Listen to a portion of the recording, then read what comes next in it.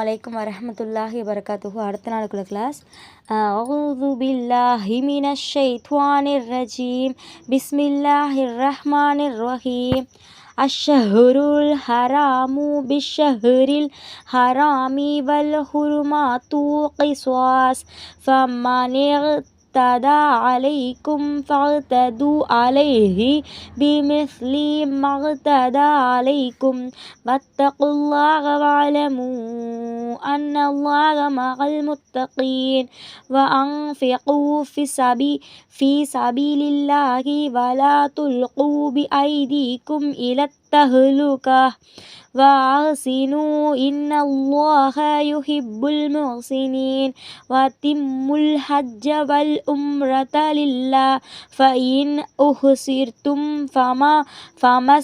فما استيسر من الهدي ولا تحلقوا رؤوسكم حتى يبلغ الهدي محله فمن كان منكم مريضا أو به أذى من رأسه ففدية من صيام أو صدقة أو نسك فإذا أمنتم فمن تمتع بالعمرة إلى الحج فما استيسر من الهدي فمن لم يجد فصيام 3 أيام في الحج و7 إذا رجعتم تلك 10 كاملة ذلك لمن لم يكن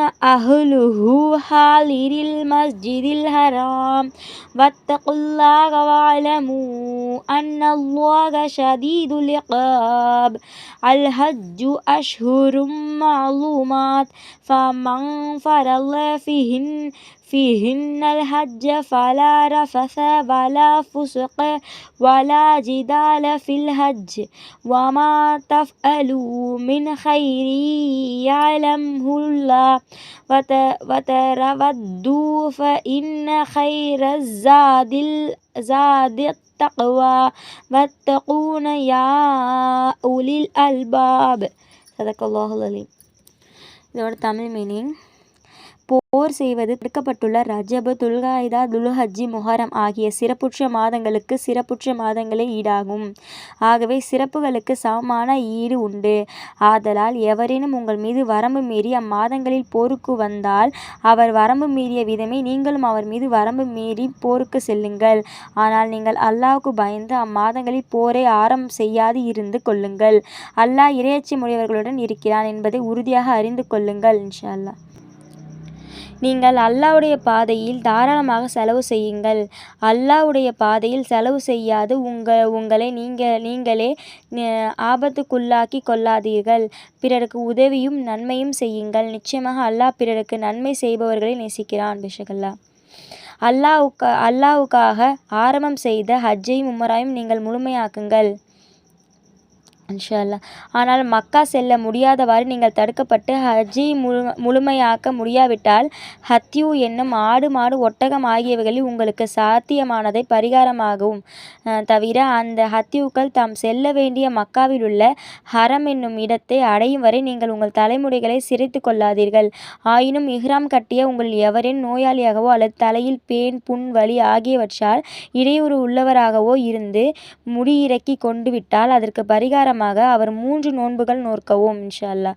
அல்லது 6 ஏழைகளுக்கு உணவு தானம் செய்யவும் அல்லது ஒரு ஆடு குர்பானி கொடுக்கவும். மேலும் இஹ்ராம் அணிந்து நீங்கள் எவ்வித தடையும் இல்லாது ஹஜ்ஜி செய்ய வசதி பெற்றவர்களாக இருந்து மக்கா சென்று பின் உங்களில் எவரேனும் உம்ராவை மட்டும் செய்துவிட்டு ஹஜ்ஜிக்கு முன்னதாகவே ஹஜ்ஜுடைய காலத்தில் தடுக்கப்பட்டிருந்த சுகத்தை அனுபவித்துவிட்டால் அதற்கு பரிகாரமாக ஹத்யூக்களில் இயன்றதை கொடுக்கவும். ஆனால் ஹத்யூக்களில் எதையுமே பெற்றுக்கொள்ளாதவர்